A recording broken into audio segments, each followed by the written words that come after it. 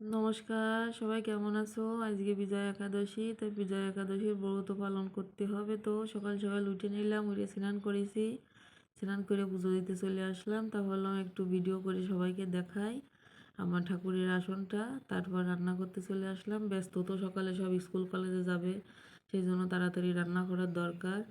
তা না হলে তো তাদের খেতে খেতে বিকাল হয়ে যাবে। এই জন্য চলে আসলাম। স্কুলের সাবু ভিজিয়ে রাখিছি আগের থেকে, সাবুটা সিদ্ধ করতে দিলাম।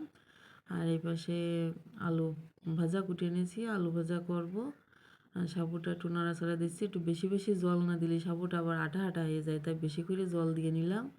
নিয়ে সাবু সিদ্ধ আছে, একটু সন্দক লবণ দিছি ওর ভিতরে, আর কিছু দিইনি। আর এই বেল ভেঙে নিলাম, একটা বেল গুলাই দেবো, বেলের শরবত তৈরি করে দেবো। তা বেলের শরবত তৈরি করার জন্য বেলটা একটু গুলিয়ে নিচ্ছি, অল্প একটু দুধ দিছি, আজকে দুধ বেশি না, কারণ এখনও দুধ সকালে পাওয়া যায়নি, একটু পরে আসবে না। আর আমার এই বাবাটা আমার কাজে সাহায্য করে, যখন আমি ব্যস্ত থাকি তখন এসে বলে, মামনি দাও আমি একটু কাজ করে দিই। তো ওইটা নাড়া করে নেড়ে দিচ্ছে, না নেড়ে দিলে আবার তলে লেগে যাওয়ার ভয় আছে। শরবতটা গুলানো হয়ে গেছে, শরবতে কিন্তু চিনি দিলাম না, কারণ সকালবেলায় সবাই বলতেছে চিনি লাগবে না, চিনি বাদেই খাবো শরবত, এমনি তো বেল মিষ্টি লাগে। আর কারা কারা একাদশী করতেছেন, কারা কারা করতেছেন না, একটু জানাবেন। আজকে বিজয় একাদশী। আর এই সানফ্লাওয়ার অয়েল দিয়ে নিলাম, সাবুটা রান্না হয়ে গেছে, নামায় রাখিছি। দিয়ে এবার আলুগুলো ভেজে নেবো। আলুর ভিতর শুধু ওই তেল দিছি তো, আর একটু সন্দক লবণ দেবো, আর কাঁচা চাল দেবো দু একটা, আর কিছু দেবো না।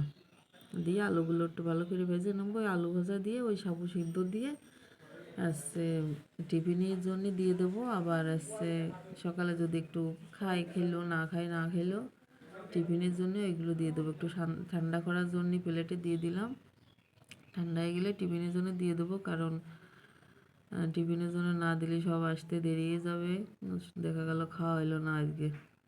সেই জন্য মানে ঈশ্বরের নাম করতে গেলে যদি শরীরে যদি জুত না থাকে, তার নাম করা তো সম্ভব নয়। এই জন্য সুস্থ থেকে সব কাজ করা লাগবে। আর এই যে আলু ভাজা হয়ে গেছে, আলু ভাজা দিয়ে এবার প্লেটের উপর দিয়ে দিলাম, দিয়ে এগুলো আর একটু নাড়াচাড়া দিয়ে নিচ্ছি।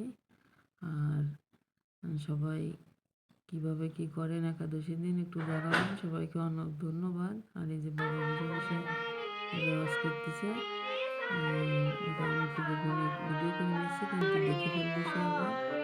আবার একটু ঠাকুরের গান গাচ্ছে। সবাইকে অনেক ধন্যবাদ ভিডিওটা দেখার জন্য।